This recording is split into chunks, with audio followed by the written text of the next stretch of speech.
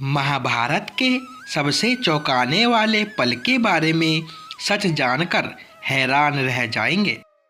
महाभारत में धुतखेड़ा के समय युधिष्ठिर ने द्रौपदी को दांव पर लगा दिया और दुर्योधन की ओर से मामा शकुनी ने द्रौपदी को जीत लिया। उस समय दुशासन द्रौपदी को बालों से पकड़कर घसीटते हुए सभा में ले आया। जब वहां द्रौपदी का अपमान हो रहा था, तब भीष्म पितामह, द्रोणाचार्य और विदुर जैसे न्यायकर्ता और महान लोग भी बैठे थे। लेकिन वहां मौजूद सभी बड़े दिग्गज मुंह झुकाए बैठे रह गए। द्रौपदी को घसीटकर लाया जा रहा था। तब तक भी द्रौपदी को यह भान नहीं था कि मेरा चीरहरण होने वाला है।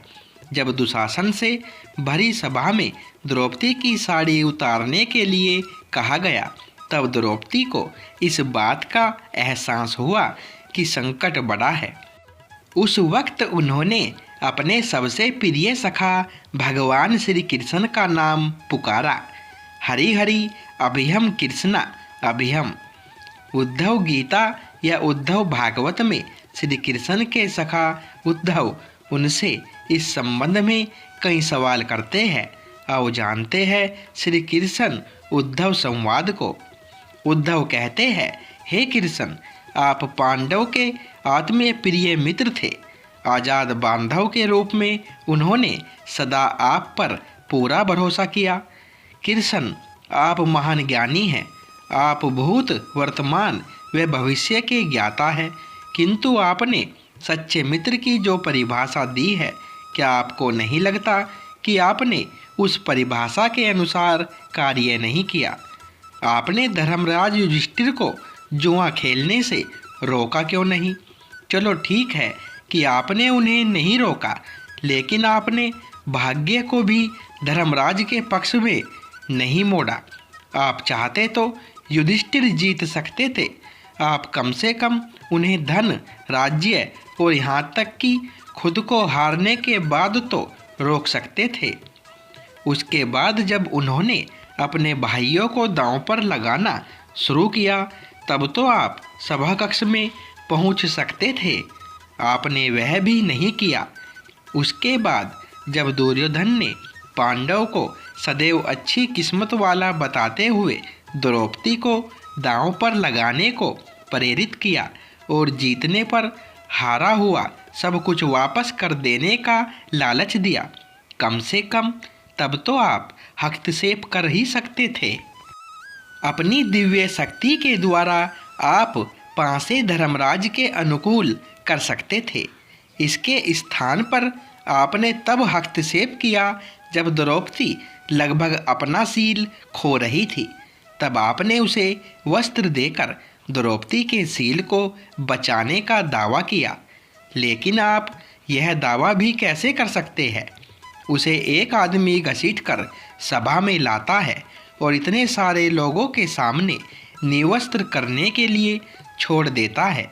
एक महिला का सील क्या बचा? आपने क्या बचाया? अगर आपने संकट के समय में अपनों की सहायता नहीं की, तो आपको आबाद बांधव कैसे कहा जा सकता है? बताइए, आपने संकट के समय में सहायता नहीं की तो क्या फायदा? क्या यही धर्म है? इन प्रश्नों को पूछते पूछते उद्धव का गला रुंध गया और उनकी आंखों से आंसू बहने लगे। भगवान श्री कृष्ण मुस्कुराते हुए बोले, प्रिय उद्धव, यह सृष्टि का नियम है कि विवेकवान ही जीतता है। उस समय दुर्योधन के पास विवेक था, धर्मराज के पास नहीं। यही कारण रहा कि धर्मराज पराजित हुए। उद्धव को हैरान परेशान देखकर कृष्ण जी आगे बोले, दुर्योधन के पास जुआ खेलने के लिए पैसा और धन तो बहुत था, लेकिन उसे पासों का खेल खेलना नहीं आता था। इसलिए उसने अपने मामा शकुनी का धूर्त क्रीड़ा के लिए उपयोग किया। यही विवेक है। धर्मराज भी इसी प्रकार सोच सकते थे और अपने चचेरे भाई से पेशकश कर सकते थे कि उनकी तरफ से मैं खेलूँगा, जरा विचार करो कि अगर शकुनी और मैं खेलते तो कौन जीतता। पासे के अंक उसके अनुसार आते या मेरे अनुसार।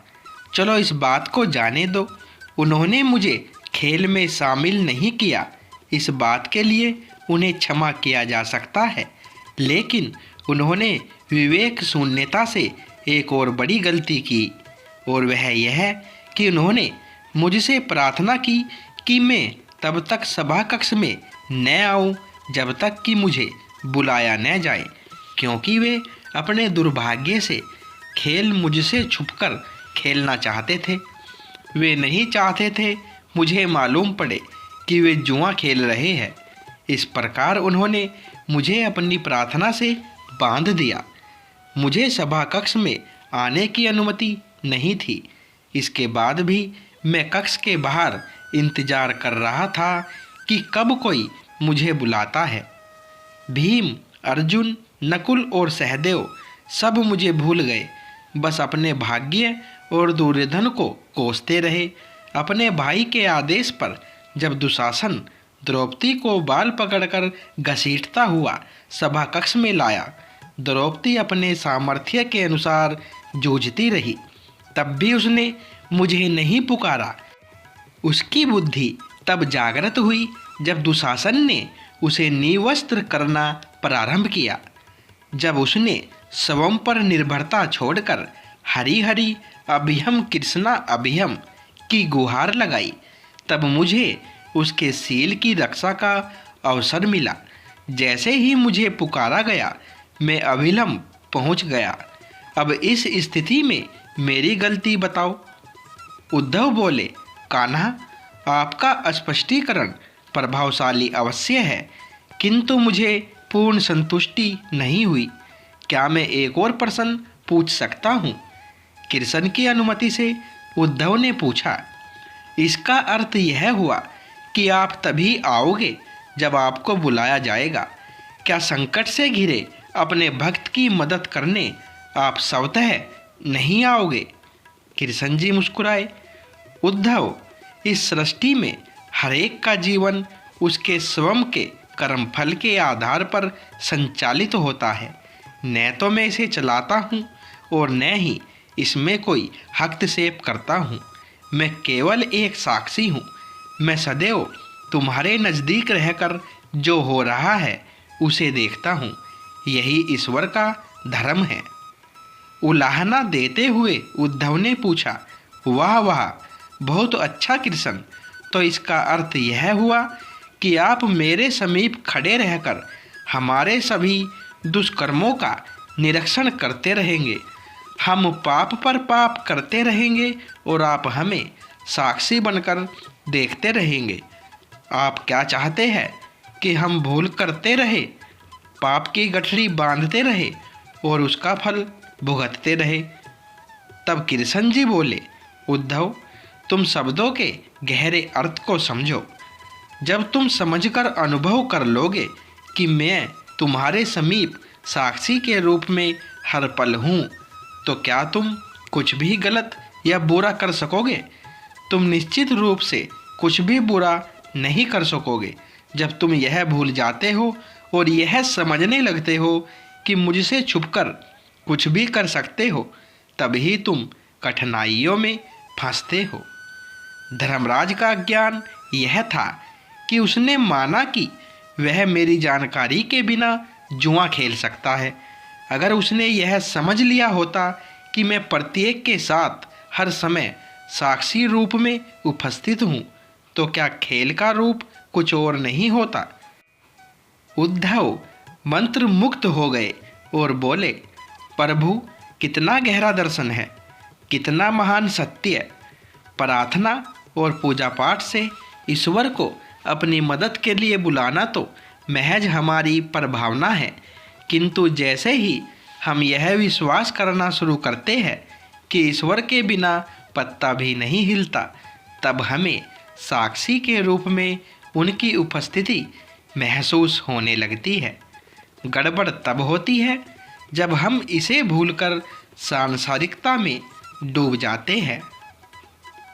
तो दोस्तों, ये वीडियो आपको अच्छी लगी हो तो वीडियो को लाइक करें, शेयर करें और चैनल को सब्सक्राइब करें। धन्यवाद दोस्तों।